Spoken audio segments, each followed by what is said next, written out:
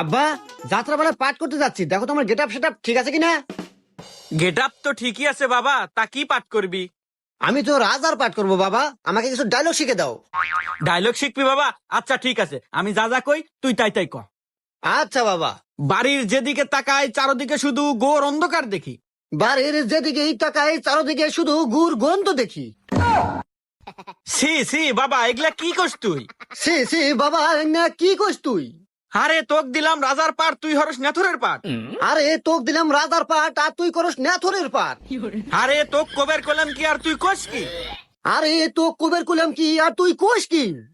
আরে তুই বিষয়টা বুঝতেছু না। আরে তুই বিষয়টা বুঝতেছ না।